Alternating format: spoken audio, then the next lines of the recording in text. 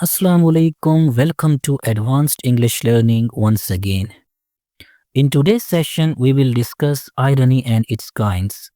So, without wasting any time, let's jump into it. Let's look at the definition of irony first. From an academic point of view, irony can be defined as irony is a rhetorical and literary device in which there's a deliberate contrast between appearance and reality, or between what is expected and what actually occurs, often used to create emphasis, criticism or humor.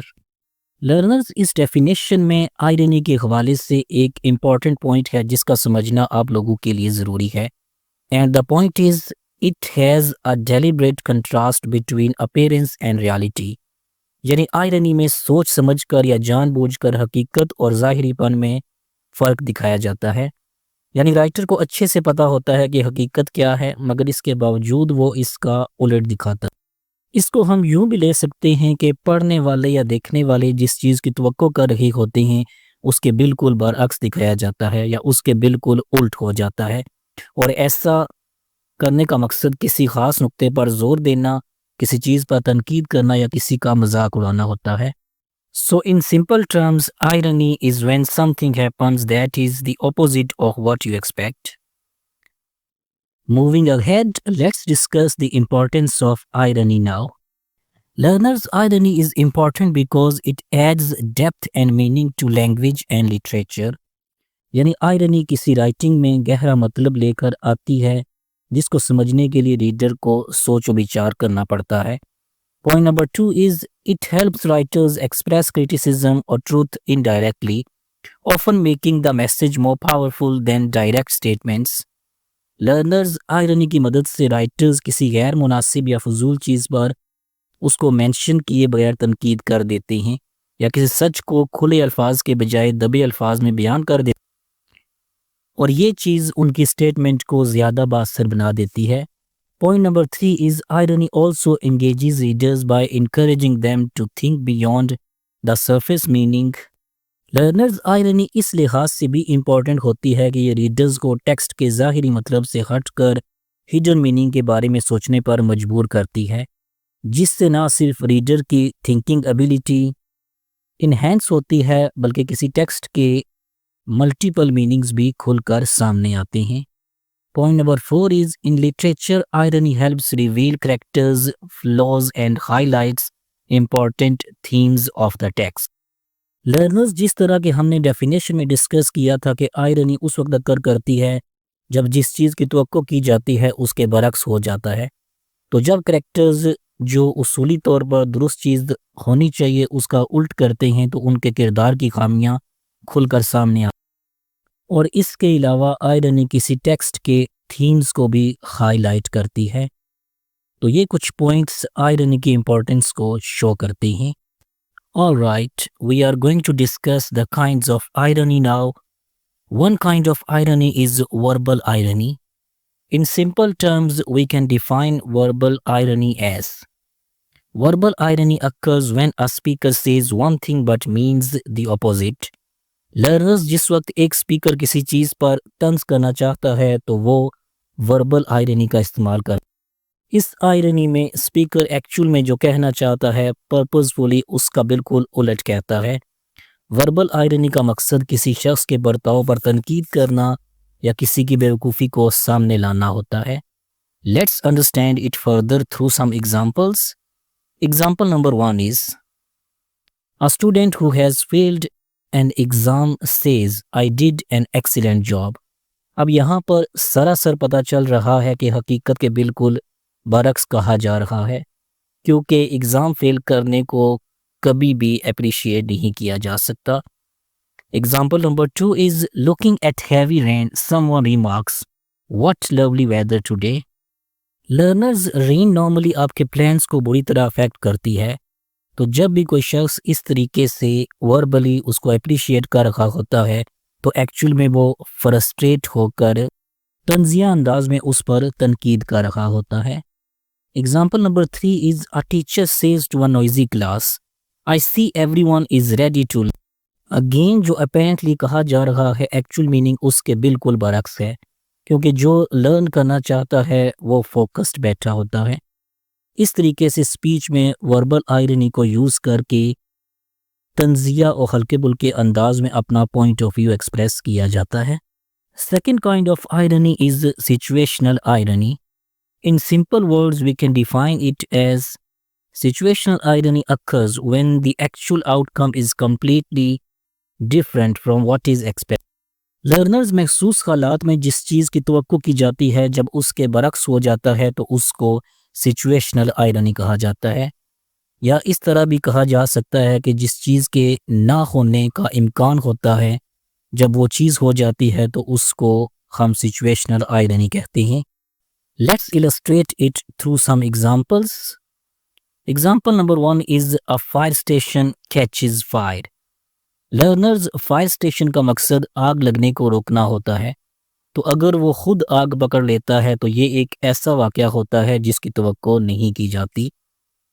Example number 2 is a traffic police officer loses his driving license for overspeeding or speeding. Again traffic police کا تو کام ہی over speeding کو control کرنا ہے، تو اگر وہ خود اس وجہ سے پکڑے جاتے ہیں تو یہ ایک بہت بڑی آئرنی ہے۔ Example number 3 is a health expert who advises people not to smoke dies due to smoking related illness.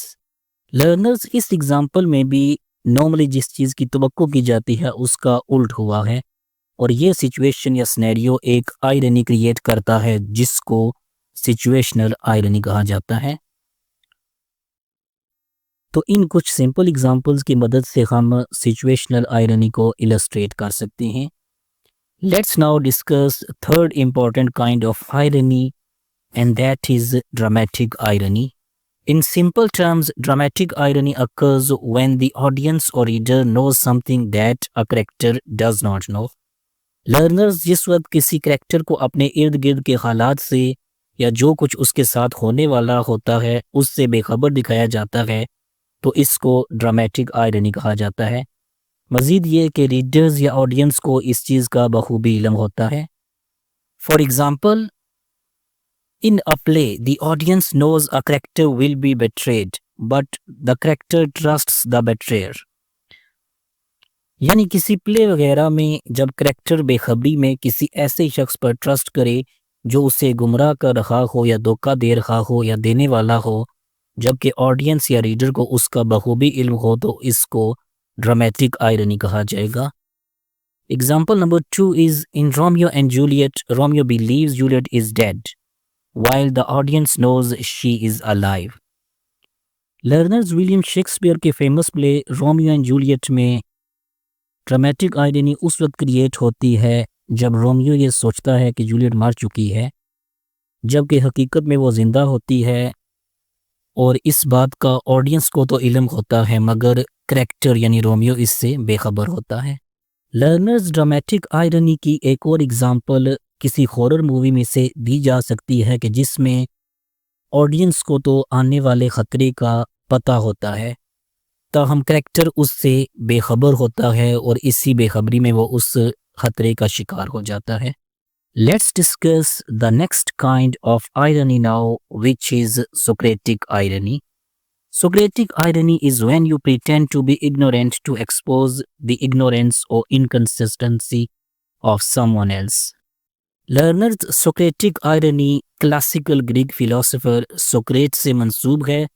اس قسم کی آئرنی میں اسپیکر اس طرح پریٹینڈ کرتا ہے یا اس طریقے سے کویسچن کرتا ہے کہ جیسے وہ کسی خاص مسئلے یا موضوع سے بے خبر ہے اور اگلے بندے سے اس کے بارے میں جاننا چاہتا ہے، حالانکہ ہوتا اس کے برعکس ہے۔ اسپیکر اس ٹاپک سے ویل اویئر ہوتا ہے اور حقیقت میں وہ اپنے ایڈریسی کی کم علمی کو سامنے لانا اور اس کو لیسن دینا چاہتا ہے۔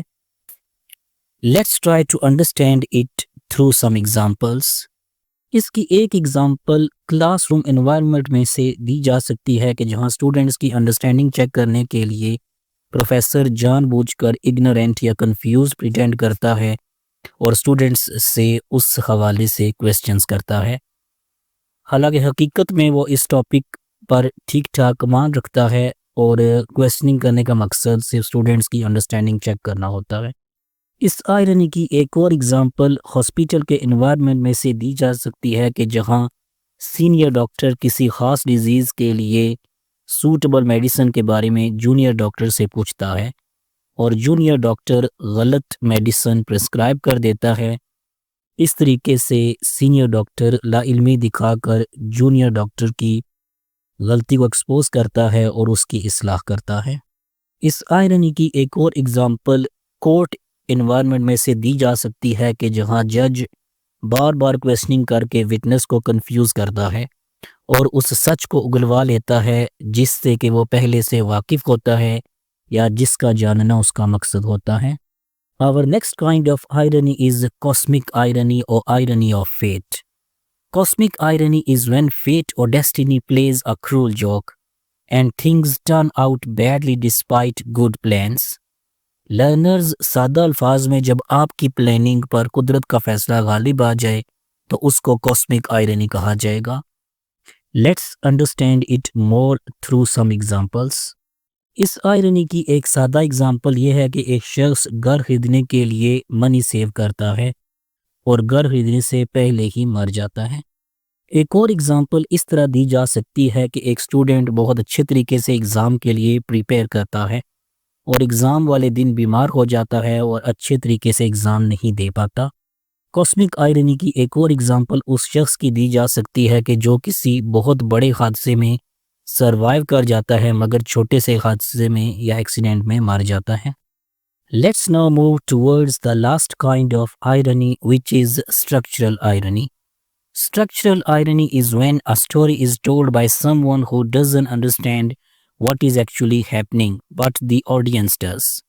Learners جب کوئی نریٹر کسی انسیڈنٹ کو اپنی اگنورنس کی وجہ سے رانگلی نریٹ کر رہا ہوتا ہے اور آڈینس کو اس بارے میں پتہ چل جاتا ہے یا آڈینس اس بارے میں جانتے ہیں کہ وہ غلط نریٹ کر رہا ہے تو اس کو اسٹرکچرل آئرنی کہا جاتا ہے۔ Let's look at some examples of this kind of irony now. اس آئرنی کی ایک ایگزامپل اس طرح دی جا سکتی ہے کہ ایک بچہ بہت پرجوش انداز میں جنگ کی فضا کو بیان کر رہا ہوتا ہے جیسے کہ وہ کوئی انجوائے کرنے والی چیز ہو، جبکہ ریڈر یا لسنر اچھے طریقے سے جانتا ہے کہ صورتحال کتنی خطرناک ہے۔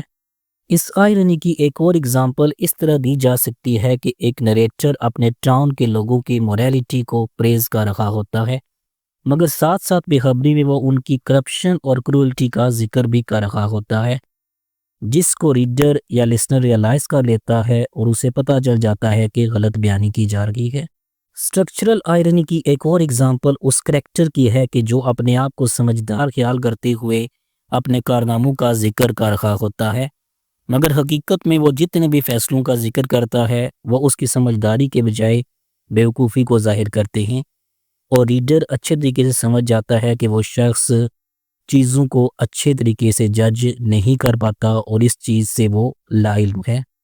تو یہ کچھ ایگزامپلس تھیں کہ جن کے تھرو ہم اسٹرکچرل آئرنی کو انڈرسٹینڈ کر سکتے ہیں۔